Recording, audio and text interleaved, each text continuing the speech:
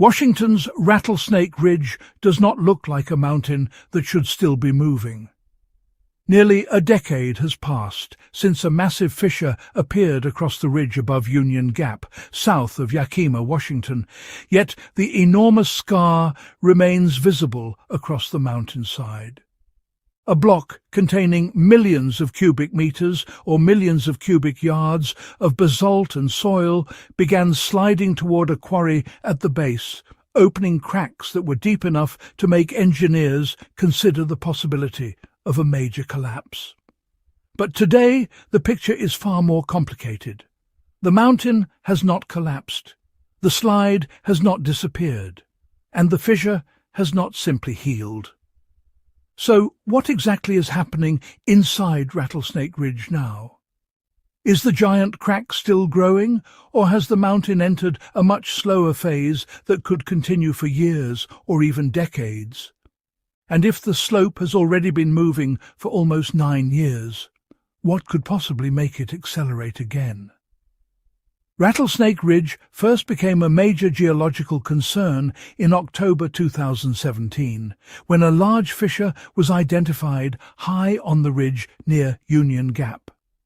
What initially looked like a dramatic crack in otherwise solid terrain turned out to be the surface expression of something much larger. A huge mass of basalt was separating from the ridge and moving southward toward the Anderson Quarry below. The affected area covered roughly 20 acres, or about 8 hectares, while estimates of the moving volume ranged from approximately 4 million cubic yards, or about 3,100,000 cubic meters, to more than 5 million cubic yards, or about 3,800,000 cubic meters. That is an extraordinary amount of rock to have moving downhill, even at a very slow rate. The size alone explains why the fissure immediately became an emergency concern, but the geometry of the mountain would ultimately prove more important than the appearance of the crack. Why did the mountain begin moving in the first place? The answer lies less in the fissure itself than in what exists underneath the sliding block. Rattlesnake Ridge is part of the Yakima Fold Belt, a region shaped by the compression and folding of thick sequences of Columbia River basalt that erupted millions of years ago. These enormous lava flows did not form one perfectly uniform mass. Between some individual flows are weaker sedimentary layers deposited during periods when volcanic activity paused. At Rattlesnake Ridge, one of those weaker layers became critically important because it forms a relatively continuous surface beneath the stronger basalt above it. The upper part of the ridge consists largely of hard basalt, while the weaker material beneath provides a natural plane along which the overlying rock can move. That geological arrangement produces what engineers call a translational landslide. Instead of the entire mountainside rotating backward and collapsing like a falling wedge, the large basalt block moves outward along the weaker layer beneath it. The weak sedimentary interbed dips gently toward the quarry at approximately 15 degrees, creating a slope-parallel surface that is unusually favorable for sliding. In plain language, imagine a giant slab of fractured rock resting on a tilted floor. Gravity pulls the slab downhill while friction along the weak layer resists that movement. Once the forces become sufficiently unbalanced, the slab begins to slide. That is essentially what happened at Rattlesnake Ridge, although the real geological structure is far more complex than any simple illustration can show. Are those enormous cracks new tectonic faults cutting through Washington? No. They are primarily tension cracks produced by the landslide itself. As the large block moves away from the more stable ridge behind it, the upper portion stretches and fractures, leaving open fissures that mark the boundaries of the moving mass. Some of these cracks were reported to reach extraordinary depths, with estimates approaching 250 feet, or about 76 meters in places. Their size was one reason the slide looked so alarming when it was first discovered. Yet the presence of a huge fissure does not automatically mean that the entire mountain is about to collapse. The critical question is not simply how large the crack looks, but whether the material on either side of it is accelerating. And those measurements produced one of the most important surprises of the entire Rattlesnake Ridge episode. The mountain initially accelerated. By early 2018, monitoring showed sections of the slide moving at roughly 1.5 to 1.6 feet per week, or approximately 46 to 49 centimeters per week. Other measurements placed the fastest movement near roughly 1.7 feet per week, equivalent to about half a meter per week, or about 1.6 feet per week. At those rates, the slide was moving several centimeters every day. For a mass containing millions of cubic meters, or millions of cubic yards, of basalt, that was fast enough to raise serious concerns about whether the movement could transition into a much larger failure. If that acceleration had continued, the potential consequences would have been considerably different from the slow-moving landslide observed today. What would happen if the acceleration continued? That was the central question facing emergency officials and engineers during the winter of 2017 and 2018. A rapid failure could have sent enormous quantities of rock into the quarry and potentially toward roads and infrastructure below. Interstate 82 lies close to the hazard area, while Thorpe Road runs near the lower portion of the slide. The Yakima River is also part of the wider hazard picture. A sufficiently large and rapid collapse could potentially send debris toward the river system and create additional problems downstream. Because no one could simply assume that the initial acceleration would stop, residents were placed on alert, some were evacuated, and emergency officials prepared for the possibility of a much larger event. The response was extensive. Monitoring equipment was deployed across the slope, GPS measurements and surveying systems tracked surface displacement, cameras documented changes, and researchers installed portable seismometers to listen for the tiny seismic signals generated as rocks fractured and shifted internally. Concrete barriers were also placed along Interstate 82 as a precaution against rockfall. Scientists were effectively turning the mountainside into a natural laboratory, recording its movement while emergency officials prepared for scenarios ranging from continued creep to a rapid collapse. The remarkable part was that the feared acceleration did not continue. By January 2018, detailed engineering analysis indicated that the movement had settled into a relatively steady pattern rather than continuing to speed up toward catastrophic failure. One analysis documented movement of roughly 2.5 to 3 inches per day, approximately 6 to 8 centimeters per day. That was still remarkably fast for a landslide of this size, but the trend was fundamentally different from an accelerating failure. The mountain was moving, but it was not running away. By the middle of 2018, the fastest portions of the slide were moving at approximately 0.7 feet per week, or about 8 to 9 inches per week, or approximately 20 to 23 centimeters per week. That represented a substantial reduction from the peak rate of roughly 1.6 feet per week, or approximately 49 centimeters per week. Later observations indicated continued slowing. The difference between those numbers is critical because landslide danger depends not only on how fast something is moving, but on whether its velocity is increasing. Why would a mountain containing millions of cubic meters or millions of cubic yards of rock begin moving quickly and then slow down without collapsing? The answer involves the changing forces acting on the sliding block. Once the block had displaced substantially from its original position, the geometry of the slope changed. The initial movement removed some of the resistance that had been holding the block in place, allowing it to move more freely, but movement also changed the shape of the sliding mass and allowed debris to accumulate below it. Rock falling from the advancing edge began collecting in the quarry. The moving block was therefore changing the very environment through which it was moving, and those changes could increase resistance to further displacement. That rubble matters. A landslide does not move through empty space. As the moving block advances, it can encounter its own debris. Broken basalt accumulates at the toe, forming a growing pile of material known as talus. Eventually, that material can provide resistance to further movement.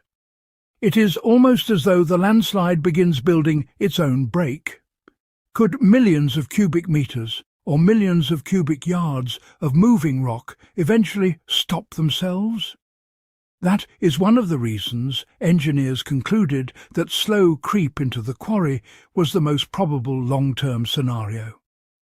Instead of the entire block suddenly becoming airborne and racing down the mountain, the more likely process was a prolonged movement in which the slide gradually sheds material, fills available space, and encounters increasing resistance.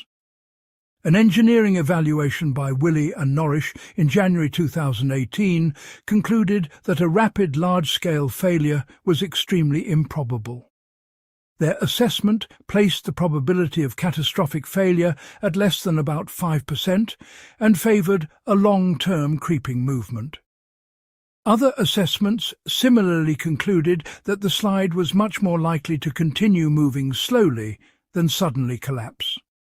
That conclusion was important, but it did not mean Rattlesnake Ridge was declared safe. There is a major difference between saying that a catastrophic collapse is unlikely and saying that the slope poses no hazard. A slow-moving landslide can still produce rockfalls, damage roads, alter drainage, and create localized dangers for people who enter the unstable area. The more difficult question is, what has happened during the years since the emergency phase ended? During the most active period, Rattlesnake Ridge received intense scientific attention. GPS stations, surveying equipment, seismometers, cameras, drones and other systems were deployed to measure movement. Researchers from several universities studied the slope, while state agencies and emergency officials maintained frequent communication. Once the slide began slowing, however, the intensity of public reporting declined. That does not necessarily mean monitoring stopped. It means that far fewer quantitative measurements have been made publicly available in a form that allows an outside observer to construct a precise year-by-year displacement record. This is one of the most important facts to understand about Rattlesnake Ridge in 2026. There is strong evidence that the slide slowed dramatically after 2018. Local observations and later reporting indicate that movement continued at much lower rates, while aerial and drone imagery from more recent years continues to show the large fissure and scar across the ridge. Reports from 2025 and 2026 describe the slope as still present and still being monitored, with no reported return to the rapid movement observed during the original emergency. But there is a major difference between saying the fissure remains and proving that it is still widening at a specific measurable rate. No publicly available high-resolution INSAR or LiDAR dataset identified in the current research provides a definitive continuous displacement record from 2020 through August 2026. Satellite imagery can show the broad scar, but conventional public imagery is not necessarily precise enough to measure centimetre-scale movement across a relatively small landslide.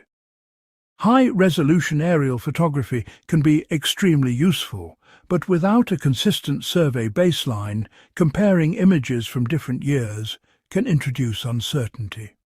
That means the most responsible description of the present situation is not that the crack is rapidly growing, but that the fissure and landslide remain, while the exact amount of additional movement since the last detailed public measurements is not well quantified. So, is this giant crack split a Washington mountain and it's still growing accurate? It can be, but only if still growing is understood carefully. The fissure remains, the landslide remains. The slope continues to experience some degree of movement according to recent local observations. But the available public evidence does not justify claiming that the crack is rapidly expanding or that it is growing at anything close to the rates recorded in 2018. In fact, the strongest interpretation of the available evidence is almost the opposite. The mountain appears to have entered a dramatically slower phase, with later estimates and local observations suggesting movement on the order of inches per week or centimetres per week or less.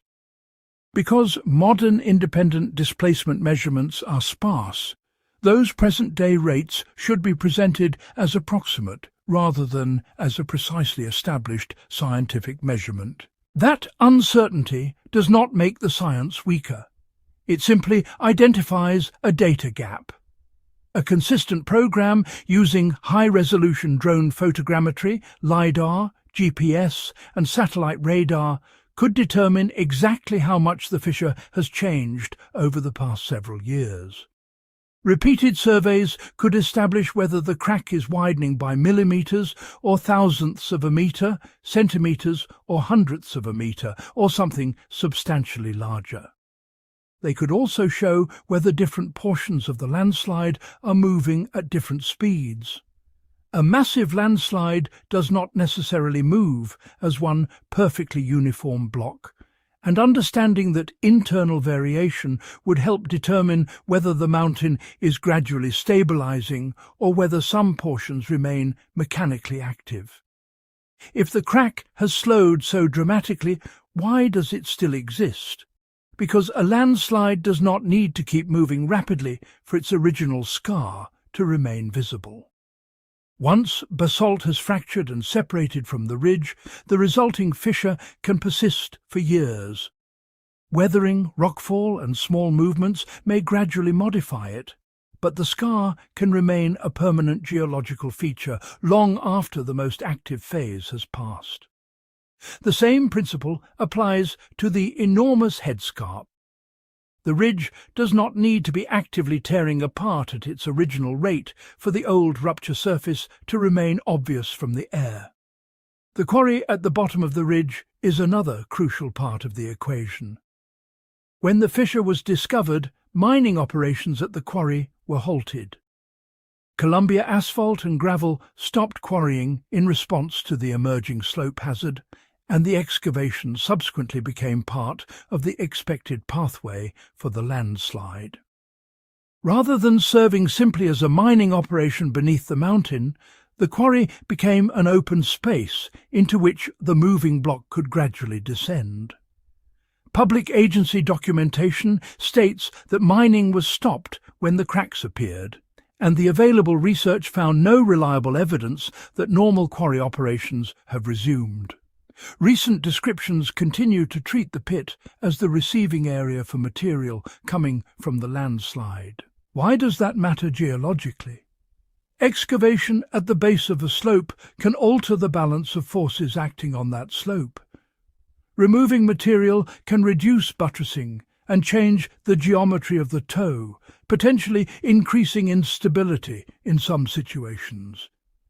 At Rattlesnake Ridge, however, the quarry was already part of the landscape when the slide developed, and engineers incorporated the quarry into their long-term projections.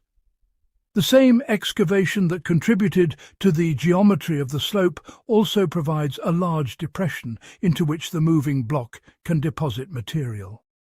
That creates a strange geological feedback. The quarry receives the landslide, while the landslide gradually fills the quarry. As the debris pile grows, it can provide increasing resistance to further movement.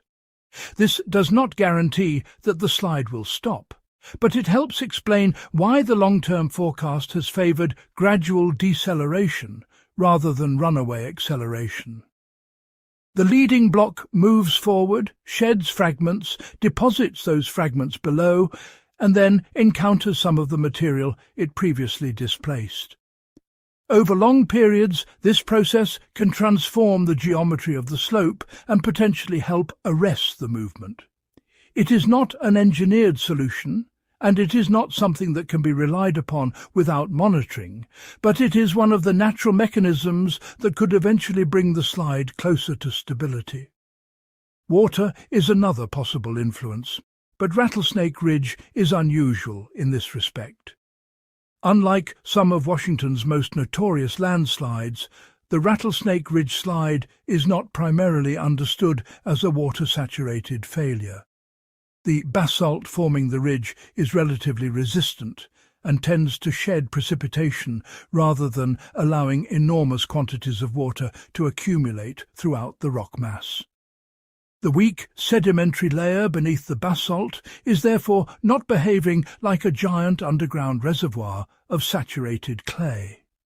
That is one reason scientists repeatedly distinguished Rattlesnake Ridge from the deadly Oso landslide of 2014, where water played an important role in the broader slope instability.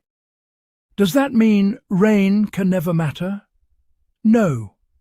That would go too far. Water can influence slopes through many mechanisms, including infiltration, pore pressure, erosion, weathering, and changes in drainage. Extreme precipitation could still alter local conditions, while rapid snowmelt could introduce additional water into fractures and weak zones. But the available evidence does not support ordinary rainfall as the primary engine driving the Rattlesnake Ridge movement. For this particular slope, an unusually extreme hydrological event would be more relevant than simply saying that a storm passed through the region. That distinction becomes especially important when looking toward the winter of 2026 and 2027.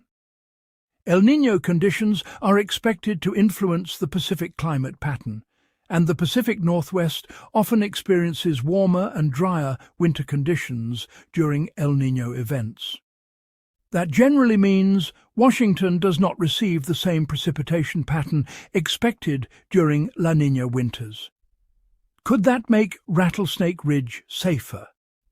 Possibly in one narrow sense, but the conclusion needs to remain cautious. A warmer and drier winter would generally not provide the prolonged heavy precipitation that would be most concerning for a water-sensitive landslide. Lower snowpack could also reduce the amount of water released during spring melt, while warmer conditions could reduce some freeze-thaw activity that contributes to rock fracturing. But climate patterns operate on regional scales, while landslides respond to local conditions. An El Niño winter can still contain individual intense storms, and one unusually wet event does not disappear simply because the seasonal average is expected to be drier. Therefore, El Niño should not be presented as a trigger for Rattlesnake Ridge, nor should it be presented as a guarantee that the mountain will remain stable. The scientifically defensible conclusion is that the expected warmer and drier pattern does not by itself point toward increased landslide activity at this site. Any concern would depend much more on actual local precipitation, drainage conditions, snowmelt, and measured changes in slope velocity. There is another trigger that scientists cannot simply eliminate: earthquakes.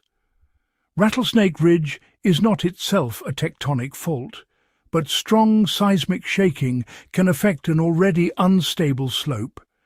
An earthquake can temporarily alter stresses, produce additional fracturing, and disturb material that is already close to failure. Would an earthquake automatically cause Rattlesnake Ridge to collapse? No.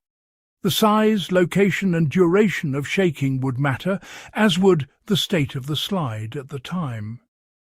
A slow-moving block that has accumulated substantial debris at its toe could respond very differently from a slope that is already accelerating.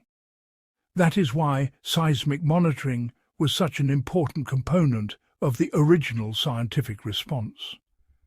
Researchers deployed seismometers partly because the slide itself produced small seismic signals as rocks fractured and shifted. Those signals provided another way to understand what was happening inside the mass. A sudden increase in seismic activity combined with accelerating surface displacement could potentially indicate a change in behavior. The important point is that scientists are not watching only the crack. They are watching the entire system. Surface displacement, internal seismicity, rockfall, changes in the headscarp, debris accumulation, weather, drainage, and the relationship between the moving block and the quarry. So, what would actually worry scientists today? A sustained increase in velocity would be one of the clearest warning signs. If a slide that had spent years moving slowly suddenly began accelerating, particularly if the acceleration persisted rather than appearing as a brief fluctuation, that would demand immediate attention. Rapid widening of existing tension cracks would also matter. The appearance of new major fissures behind the current headscarp could indicate that the active zone was expanding. Changes in the direction of movement would be significant as well, as would a sudden increase in rockfall. The most dangerous scenario would not simply be a larger crack. It would be a combination of signals showing that the entire slope was transitioning from slow creep into accelerating failure. That is why saying the crack is still there is not equivalent to saying the mountain is about to collapse. A landslide can move for years without becoming progressively more dangerous. That may sound counterintuitive because people naturally imagine that every additional inch, or about 2.5 centimeters, of movement brings the slope closer to an inevitable catastrophic endpoint. In reality, the physics can be much more complicated. Movement can release stored stress, change geometry, reduce the driving force, and allow debris to accumulate at the toe. Under some conditions, those processes can make continued movement slower rather than faster.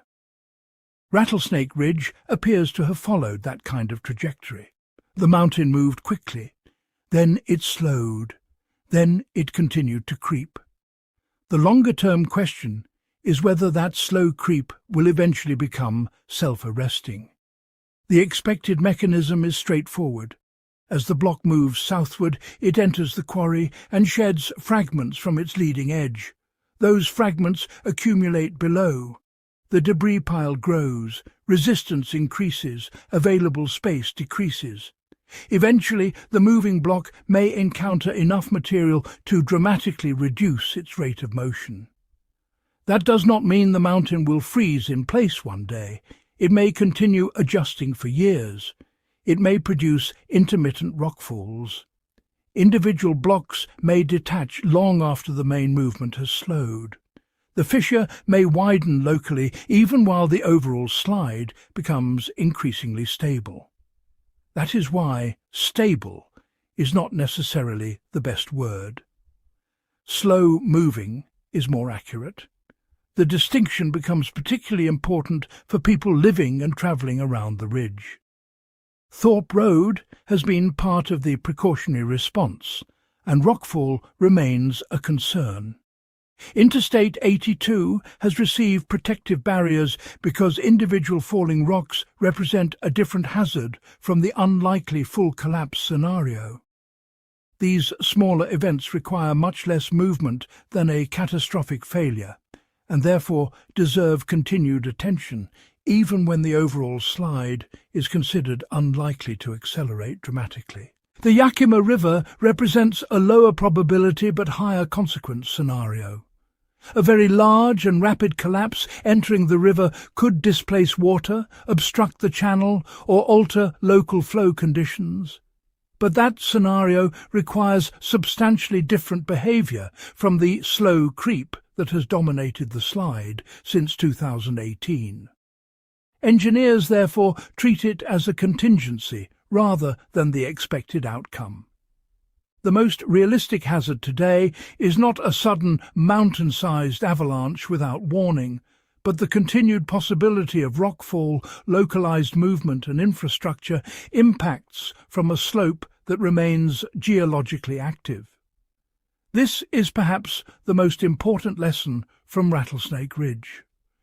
The mountain is not comparatively manageable because nothing is happening. It is comparatively manageable because the thing that is happening slowly. That slow movement gives scientists time. Time to measure, time to compare, time to detect acceleration, time to close roads, time to warn residents, and time to determine whether the behaviour of the slope is changing. In many landslide disasters, the most dangerous condition is rapid movement that develops faster than monitoring systems and emergency officials can respond. Rattlesnake Ridge has so far provided almost the opposite situation. A massive, unstable slope moving slowly enough to be observed over years. Nearly 9 years after the fissure appeared, the most remarkable feature of Rattlesnake Ridge may therefore be not the size of the crack, but the persistence of the slow movement. A block containing millions of cubic meters or millions of cubic yards of basalt has shifted substantially without producing the catastrophic collapse that many people feared in early 2018. The fastest movement has declined dramatically from approximately 1.5 to 1.7 feet per week, or roughly 46 to 52 centimetres per week, to much slower rates. Later, public observations indicate continued deceleration, although the absence of a comprehensive modern displacement dataset means the exact present-day velocity cannot be stated with the same confidence as the measurements made during the most intensely monitored phase. That data gap deserves attention because Rattlesnake Ridge remains an unusually valuable natural laboratory. Modern satellite radar, drone photogrammetry and high-resolution LiDAR could potentially provide a much clearer picture of how much the fissure has changed since the last major published measurements. A consistent survey repeated over several years would allow researchers to determine whether the fissure is widening by millimetres or thousandths of a metre, centimetres or hundredths of a metre, or something substantially larger. It could also reveal whether the entire block is slowing uniformly or whether particular sections are continuing to move faster than the rest of the landslide. Those details would help determine whether the mountain is progressing toward eventual self-arrest or whether portions of the slope remain capable of renewed movement. Without that information, the phrase "still growing" should be treated carefully. The crack is still present. The landslide is still active at some level. But there is no strong public evidence that it is growing rapidly, and there is no credible evidence identified in the current research that Rattlesnake Ridge has suddenly entered the kind of runaway acceleration feared during the winter of 2017 and 2018.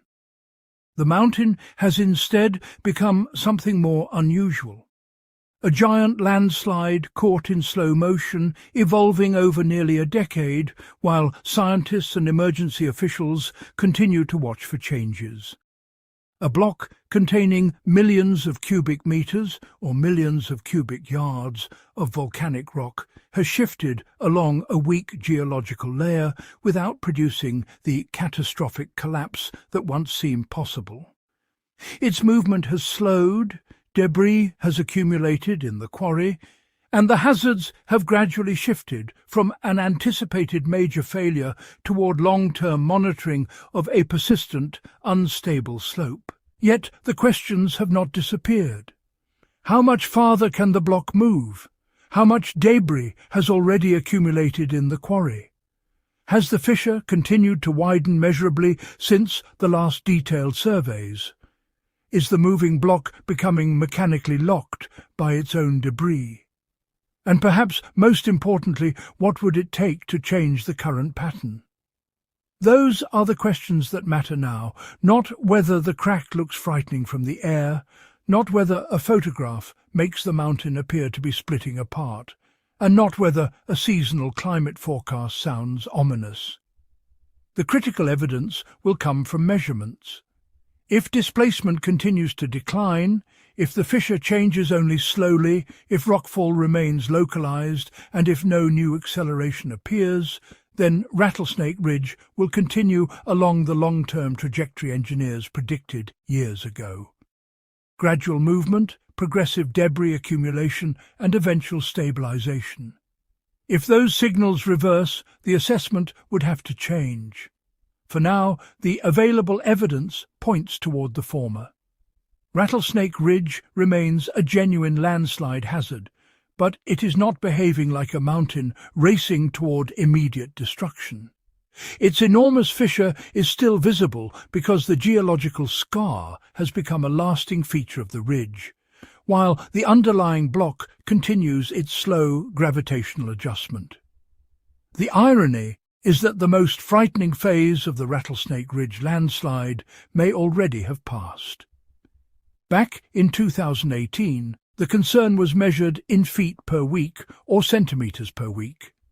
Today, the central problem is determining exactly how little the mountain is moving and whether that slow movement is continuing to decline.